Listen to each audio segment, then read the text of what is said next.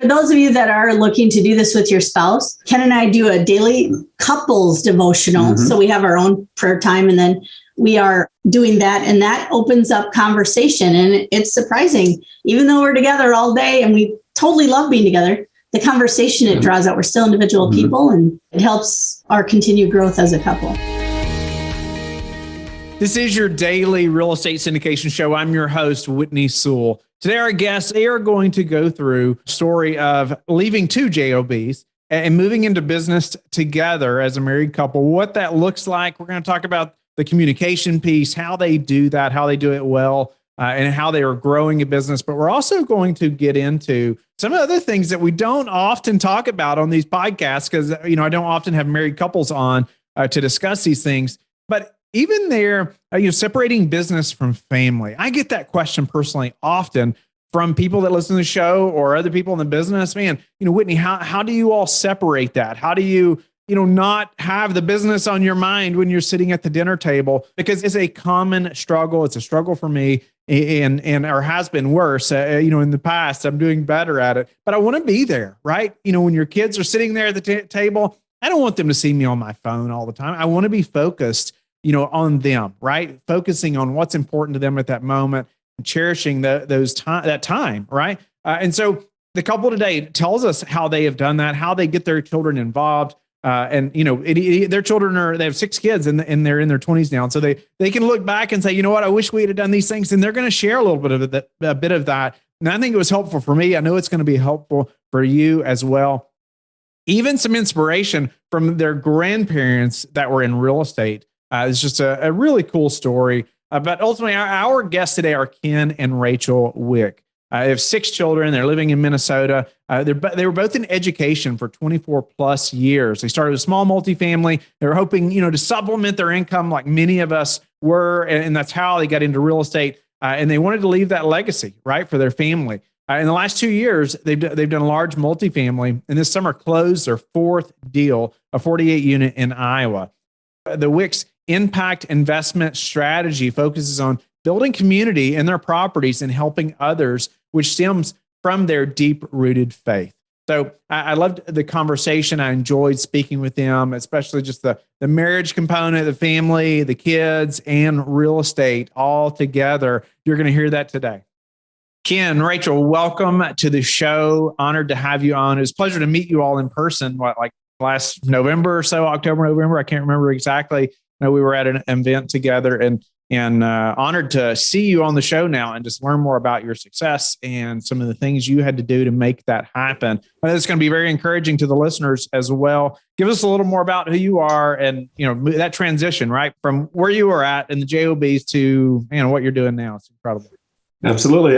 Thank you for having us on, Whitney. We appreciate it. We're honored to be here as well. Rachael and I are both former educators. I spent 30 years at Rachael, 24 in education.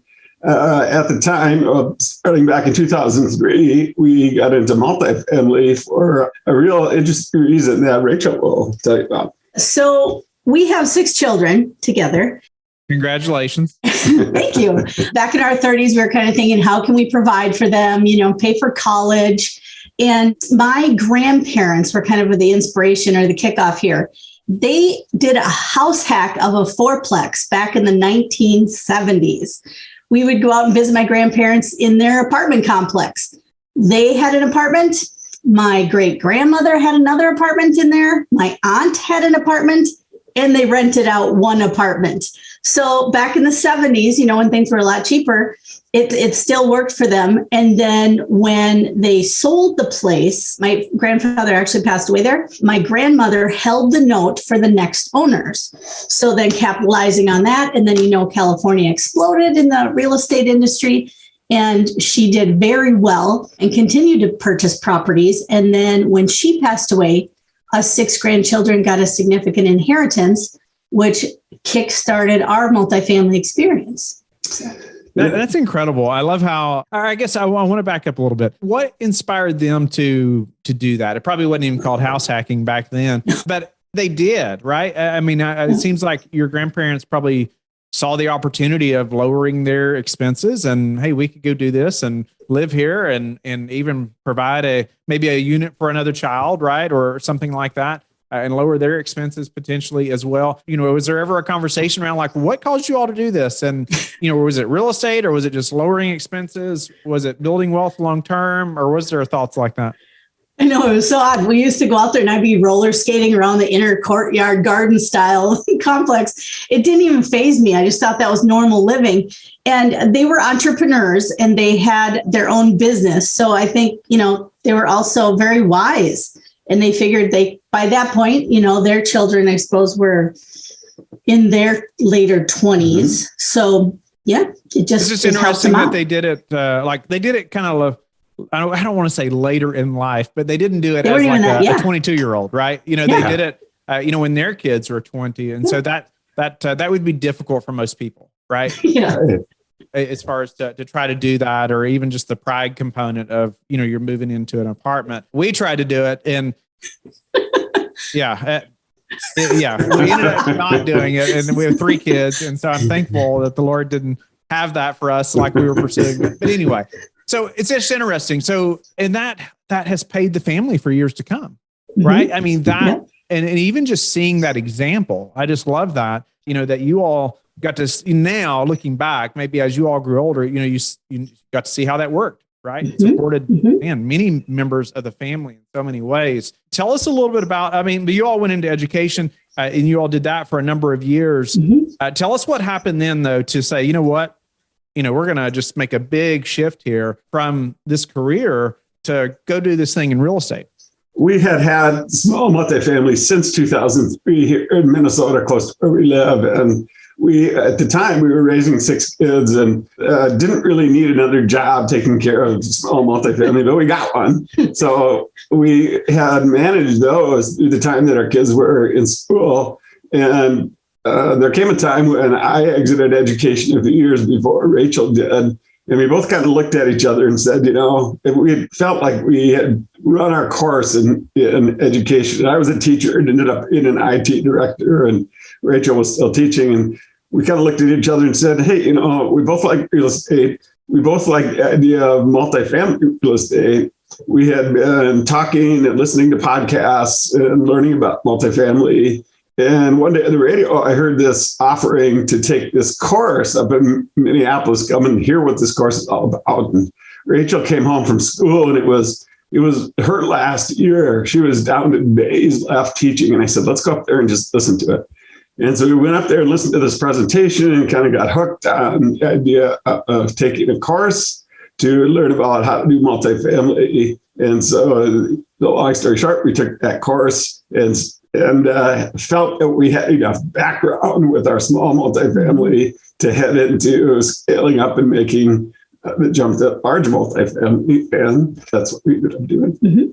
Awesome. Well, speak to the first few steps. You decided this course would be a good option for you all, but how did you start to educate yourself? How did you, I guess, have the confidence to move to bigger units? Sure. And, go, hey, we can go make this happen. Just knowing that or thinking that is such a big hurdle for most people, right? It's such these limiting beliefs that, hey, I can't go do that, right? It was for me for a long time. What was it for you all that said, what, we can go do larger deals, and syndicate? Okay, so do you mind if I take this one? All right, so again, back in my 30s. I want to point out there that just how they work together as a couple. She asked, and he was like, "Oh, yes, ma'am. You go right ahead. We can all learn from that. Go right ahead." Yes, a lot of courtesy is needed in marriage that's and as business partners. That's for sure. So in my 30s, I bumped into, and this is going to date me, Carlton Sheets infomercial. Anyone out there? Heard of that? So he kind of talked about creative financing in real estate, and that is honestly how we got the first 2 properties, and then we've used creative financing in every purchase since, up to large multifamily. So that in itself, just asking a question of owners to, kind of alter how we do deals helped us know this is possible because we've done it multiple times. So we have a triplex, and across the street from our triplex is an 8-plex. And we used to look at that thing going, oh, if we could just get into an eightplex, that would be it. That would be wonderful. And after we went to this presentation, it was like, 50 unit, 100 unit, that's not a problem. And we were like, really? And we could do it with not much out of our pockets? Really? OPM. Yep, OPM, other people's money. And so that we kind of thought, let's try this, let's take the risk. And we pretty much totally jumped off a cliff and quit our jobs and went all in. You jumped off the cliff, huh? We call Jesus. Jesus is our parachute. Right. There you go. And so tell us a little bit about, you mentioned like creative financing on almost every deal. You learned some of those tactics early on. Speak to, actually, you mentioned as well, you have to ask the owners. Talk about that a little bit and how creative financing has helped you do a deal. Maybe talk about that first one, but then even in some larger properties as well, how that's come into play. Well, and so those listeners that are just kind of kicking off their real estate investing career, definitely in any smaller multifamily, oftentimes the landlord's managing the place themselves and they'd like to get out from under that. Maybe they've mismanaged or they haven't educated themselves enough. So all the deals we've done, let's say back here in Minnesota where we live, we've always asked for a seller carryback and nobody's opposed it at all. So they've always done 10% of our down money as a loan, a second loan to us. And then we've made payments over time. And that's kind of helped them get their full purchase price or a little bit less. And then it's helped us. So we only had to come to the table with 10% and we were able to scale faster. Okay. So, but ultimately you got to ask, right? Just got to ask. What about sellers that may not know what that is, or they think, oh no, I don't want to be tied to this thing anymore. That's too much risk for me. Or how do you educate them through that process? Well, for example, on one of our properties, we knew the seller fairly well, and we just asked him, will you carry 10%? And he said, what's that? And we just said, well, we'll make payments to you. We'll sign a contract if you want. We'll make payments to you outside of a financial institution in addition to our mortgage payment to the bank. And so that's what we did. It had a sunset period where we had to refinance and pay him off and then get the house refinanced. But we had to do some teaching. I mean, we're teachers, so we had to do a little bit of teaching. And he agreed to it, and we signed a note and ended up with the house. And honestly, Whitney, that's the biggest thing. We found in our large multifamily syndication type of deal, education is key. Like anybody that's going to be a syndicator or a cap raiser should just start being able to teach others, because we didn't even know about syndication up until 4 years ago. Right. Yeah. And it sounded like too, you had a relationship with that seller, right? I think that's crucial, right? There was already a trust component probably there, or at least you weren't brand new to one another, so when you started teaching, there was some trust, right? That you can make that happen and maybe even show him that could be a good option or a way for him to cash flow still a little while. Speak to maybe the transitioning from, because I don't get too many couples on the show, right? We've done a few or a number now, I guess, but not too many out of 1,200 plus.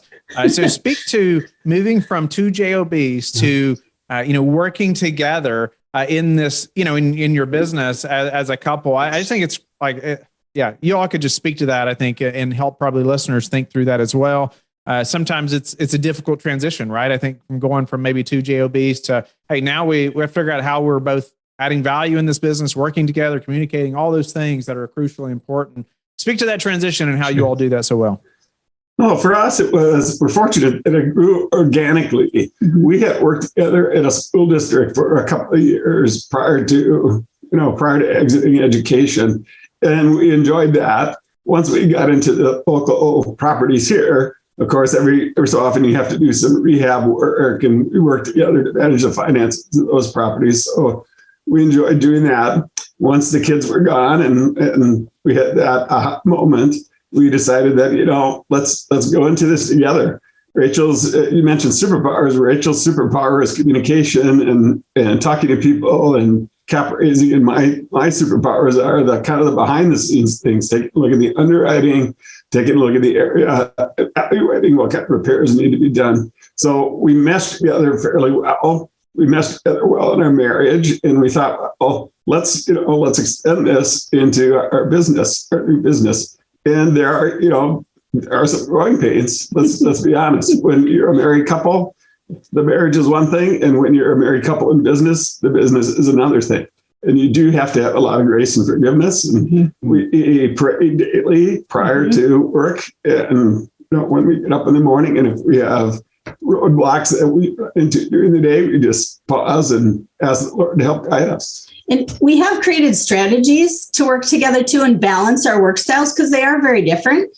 And so I think we do coach some newer couples coming into syndication, and because they don't even know what's about to hit them. There's a lot of stress that first deal, whether it goes through or not, there's still a lot of stress on your marriage because you're acting as a business partner as well, as a spouse. And so even back when we were going through it, sometimes we'd just be like, oh, we're out of here. And we'd go out of the office, pretend like that part of our life was done, and we'd go out and play cards or go out to dinner or something and just not talk about it. Press the button. Mm-hmm. Speak to the communication cadence, maybe about business specifically. How do you all do that? How often are you communicating about those things, or just as needed, or all the time? I mean, or is there do you all have a meeting together about business? What does that look like? Yeah. So when we're in the office here, it's kind of open game for business talk. We typically meet here in the mornings. We have what we call the morning meeting, where we come up with a list of prioritized tasks that we want to accomplish together and separately during the day or the next 2 days, the week ahead. And we also talk about range and long-term goals. What do we want to accomplish this month? When are we going to go visit our properties? What has to be done with the taxes? What has to be done with cost segregation? Other things that are coming up on the horizon. So we try to communicate that. We try to come up with that prioritized list, and then we'll attack those items as our day goes along. The communication comes in if one or the other of us has a question or needs some help on something. We're again able to push that pause button on what we're doing and help one another in the office at that time. And honestly, I know this seems kind of weird, but we're so used to it. In education, how do kids try and communicate with a teacher? They raise their hand. So, when you're engrossed in something, it's and this was something we had to work through. I'm pretty chatty, so I'd interrupt him often to get the information I needed. And so we've kind of come to a point where we kind of do a cue, a physical cue, like I need to talk to you, when you're done with that task or whatever. And that's kind of helped. Out of curiosity, what subjects did you all teach? I started my career teaching history and geography and psychology, sociology, all the social studies. And then during my career, computers began to be introduced in the schools. So from the time I was a kid, I was always interested in electronic, mechanical type things. So I naturally migrated to computers to try and figure out how can I have my kids use these things to accomplish lessons that I was trying to teach. And for the last 11 years, I eventually got a master's in education technology and how to teach with education. And for the last 11 years of my career, I started those 11 teaching in the classroom, and then I finished as the IT director of my school district. Wow. And I was an art teacher that kind of dabbled in various computer applications and graphic design. And I've done them all, K through 12, and some computer programming and various other things as well. So we kind of have that in common. And I ended my career at the elementary level. So I'm very happy to talk to adults now. Like how that plays probably into your real estate business as well. Like you're the focus of your background in education. But I wanted to also touch on, because this is a common problem in, I would say, the family component, as an entrepreneur, and sometimes just, in even if you're a CEO or a JOB, many JOBs, it's hard to separate business from family, right? It's hard to be at the dinner table as an entrepreneur, or like I said, that, even in a lot of JOBs too, it's hard to not be thinking about that work, right? Or the business or whatever, your employees or this deal, or, especially with both of you all there, how do you all do that? Or do you, or you have 6 kids, but I maybe all of them are out of the house now. I can't remember, but how do you do that? What does that look like? Or is that important? Well, at first I would say it was almost like cyclical, like whatever deal we had going on, we were engrossed in it, because there's a lot to do. So it's pretty tough to say 5 o'clock you're done. It's pretty much at 9 o'clock you're done. But then we kind of got to the point where like, you know what, this is actually like, it's starting not to be as fun. So we did say to ourselves, let's try and just get some hobbies back in our life. And so Ken's really into music. I am into, stuff like paper crafts and sewing. Obviously, I was an art teacher, so I've been filling the house back up with art supplies. And and that's kind of helped. And then sometimes we need a 2-day pause in general, or like if one of our kids is available, we just take a break for that day. That's the joy of not being somewhere, 9 to 5. We can take an afternoon and go hang out with them and then adjust life accordingly. And if we need to work later that night, then we do that. What is Agent Ignite? Get educated on current and forecasted market trends and valuable insight on real estate related topics from accredited experts, giving you a competitive edge in the industry. Sign up for the next Agent Ignite session at theruthteam.com/events. Did you ever work to get the kids involved in real estate, or was that like no, we're not going to try to push them in that direction, or how did you all see that? What does that look like? I mean, 6 kids, you all were dabbling in some real estate. I think it seems like when they were probably younger, and even now looking back, right? So you know where I'm going to go with that. But how did you all do that or look at that? So when they were younger and we had the local properties, occasionally we would try really hard to convince them to come and help us paint, clean, and bribe them with, we'll pay you $10 or $20 or whatever.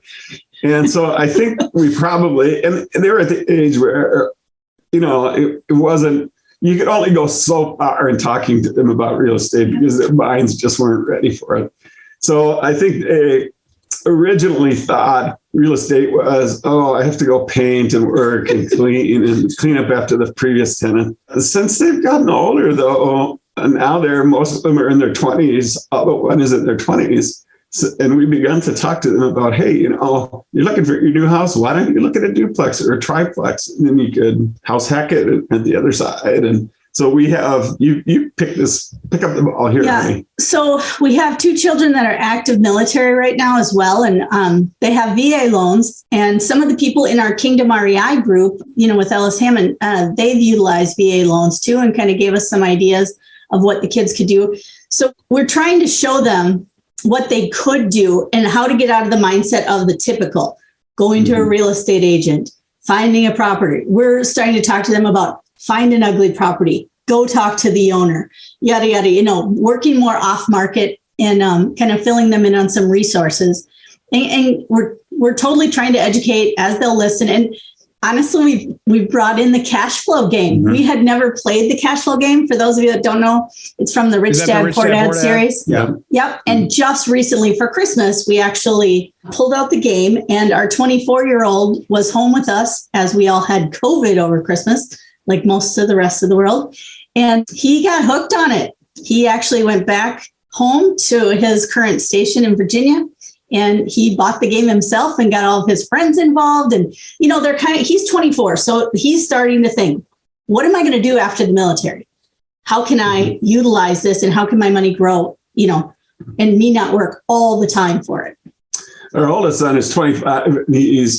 He works for a law firm in downtown Minneapolis. And he's renting an apartment in St. Paul, and just saw him over the weekend. And he said, Dad, I'm just kind of tired of having people living above me and below me and next to me. I've been looking at houses, and we had talked into looking at duplexes for a while, but now he's kind of backed off of that. And he just wants to get a piece of property that he can call his own, that he doesn't have to have somebody above him, below him, or on the side of him. So it's just neat to see the influence, right, that's had on children. And so thinking about that now, as your children are mostly in their 20s, how would you change that? Say, looking back when they were little, mm-hmm. I know it's easy to be Monday morning quarterback, or hindsight's 2020, all those things, right? But how would you advise, say, parents of young children now that the parents are getting in or are in real estate, have a real estate business? Obviously, I have 3 little ones. How would you advise? We want to encourage them to know those things as well, right? Like, you could house hack something, or you could, there's like all these options. What would you do differently or advise? Sure. I definitely looking back, I would have shown them the fruit a little bit sooner. So often they just see us, we were working full time. We were running to every sport in the world, it seemed like. Then we'd have to go paint on the weekends and fix stuff up. We never really talked about how it benefited our family or actually had a goal. If we all go do this, then we can go do this. So I think that would probably, in hindsight, be something to make sure we added in. And you want to make sure that's age appropriate. I don't know that talking to a kindergartner about how this is benefiting you when you're 20 is going to make much difference. But you temper that with the age appropriateness of where they're at the time, of course. Yeah, no, that's great. I keep telling my 2.5-year-old, you got to be in real estate. You have to be in real estate. No, I'm just kidding. No, it's incredible. I think it's great advice. And I was thinking about that even with my boys, they're 7 and 8. I was like, yeah, I should be, because they just see me putting in a ton of hours. They have seen that, over the last few years. And so I probably have not shared with them or pointed out enough that, hey, this is why we get to do some of the things we get to do now, or that Dad can be at home now more than maybe I was before, so that's great advice. Great advice. Well, I'm going to move into a few final questions and speak to maybe a way that you've recently improved your business that we could apply to ours. Boy, got us stumped there. Yeah. It's constant. It's just constant. Not a fastball. Kingdom REI. Yeah. So the one thing that has really helped us, we would advise anyone to do is network. Try and get in with a group of people that you know and trust. Kingdom REI is our core group. And we know from the first time we went to a meeting out in San Diego back in 2020, we knew that this was our group because we felt the fragrance of Jesus there. And we had other people, outsiders, tell us, you don't find this in other masterminds. You don't find this kind of people. We felt the prayer, the group is soaked in prayer. The people are genuinely caring and concerning for you. And so we would encourage you to network. First, find that core group of people. And that's hard. That might take some time. You might bounce around in different groups for a while until you find the one that you're comfortable with. And then do the networking, talk to people. Rachael and I both like to teach people when they call us and when they talk about syndications or how do you do this, how do you do that. Just talking to them, getting on a personal level with them has been so helpful. For those people that don't know what Kingdom REI is, it's a mastermind put on by Ellis Hammond, and he does a great job at about every 3 months, we all get together and he is constantly educating us as syndicators as he too and his group are syndicating. And as they grow, we get to grow as well. So he brings in, like you came and you actually helped us as well. So that in itself has been wonderful growth. And I mean, we're actually meeting with them right after we're off the call here with you. Awesome. I've known Ellis for a few years now. It's been incredible to see the growth of that mastermind and the opportunity to get to speak there as well. It just seems like a great group of people. I've met with numerous folks since speaking there, as a part of that group. Tell us, what's your best source for meeting new investors right now? Well, we've been actively getting on several podcasts, and then we currently are operating, we're asset managing a 48 unit, which has amazingly propelled us. We kind of are digging into the Des Moines, Iowa, which is where our 48 unit is. And surprisingly, there are a lot of people interested in the Midwest right now. So we've naturally been growing pretty much as we continue to talk to people. It just keeps growing. And we like to teach. So we like to say our ceiling is their floor. So pretty much we encourage people to give us a call and we kind of help them. It probably just helps. That's what we naturally do. We naturally teach. There's more than enough to share. And the more of us that know each other, the higher we can all go together. So we naturally just get on the phone and then it kind of grows from there. And they bring in groups and then we talk to them. And one of the things that really Rachael alluded to that really helped us was getting that first deal under our belt as the lead syndicators. Once that happens, the snowball effect kind of starts. People start contacting you and contacting you on LinkedIn or other social media. We do have tools like Active Campaign to help try and round up new investors. And of course, we typically meet with our own investors, take them out to dinner, talk to them just to help foster those relationships as well. And sometimes that brings in other folks. Hey, have you met so-and-so? Have you met so-and-so? Yeah, I just appreciate you all sharing that. And tell me, though, on a daily basis, what are some habits that you have that you're disciplined about that have helped you achieve this level of success? Go ahead. Prayer, number one. First thing, I don't know how long that took for us to learn, but that is, like we told you, Jesus is our CEO, and we honestly can't do anything without him. He's led this whole charge. He's taking care of us. He's constantly bringing more and more deals. Some of the things have been blatantly obvious that it's him.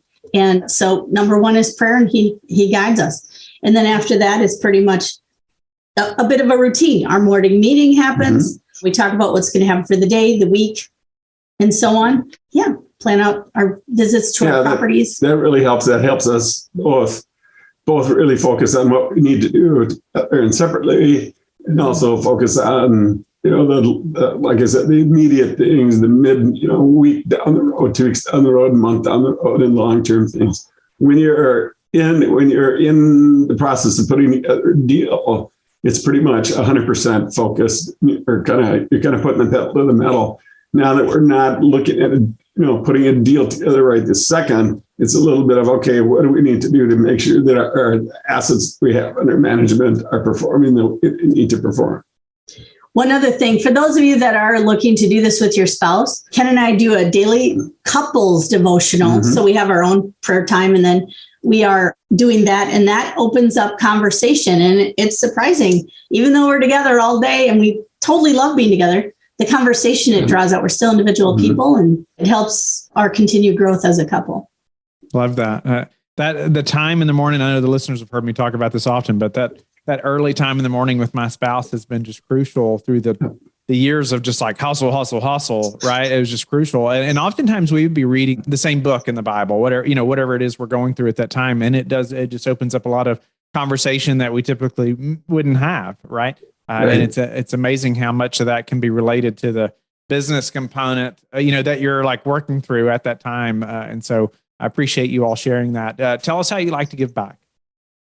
Oh, well, this is another great story too. I was coaching football about 12 years ago to 7th graders and was demonstrating a type of football move. And then the next thing I knew, I woke up on a helicopter on the way to the hospital because I had a sudden cardiac arrest, not a heart attack, but an electrical problem with my heart. And the cardiologist came in the next day and he said, do you realize that where you were in kind of rural Minnesota, you had a 4% chance of living having this thing happen to you? Well, the part of the God's will was I was on a field with every other coach who knew CPR.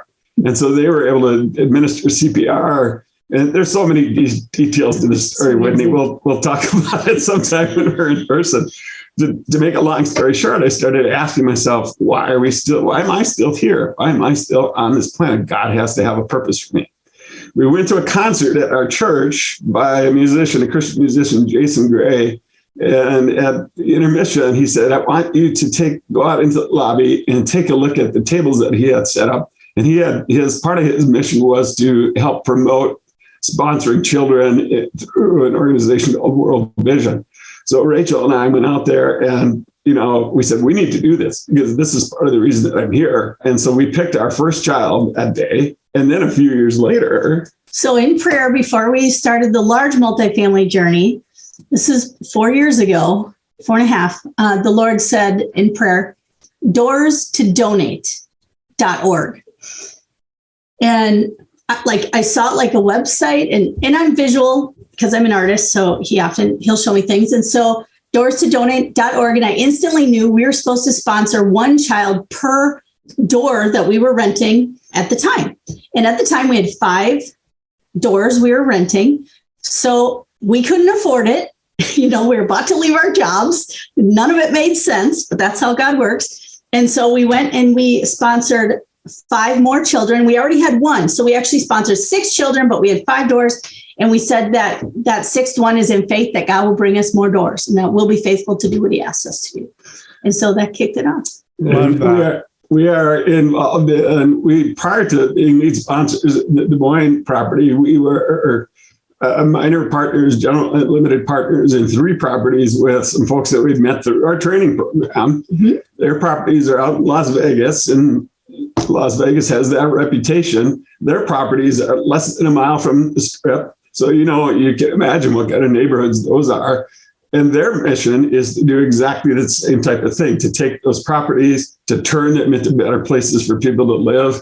And the neat thing is, in each of the properties, there's some give back component. One of the properties is a 22-unit property that is for U.S. veterans transitioning from hard knocks back into society, and it's completely supportive of veterans. Another property, they're going to take 25% of it, turn it into housing for persons coming out of incarceration and transitioning back into society. And in our 48 unit, we're also working on giving back components there, trying to make the lives of those folks better. So, yeah, and part of it is through the Kingdom REI, we were connected with people who started utilizing donor advised funds.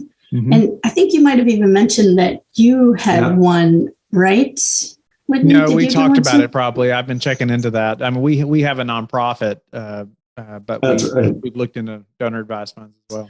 Yeah, so we were trying to figure out, we're at 98 units now, in 2.5 years. We cannot sponsor 98 children and have a relationship with them. We have relationships. We wouldn't want to have the kids, not have that with us. Yeah. So we figured, how can we grow with this? And so we started a donor advised fund through the National Christian Foundation, and anybody can do that. Anybody can donate to that fund, and then we grant out to the communities that our properties are in so that it will directly benefit either our tenants or, the surrounding area. Wow.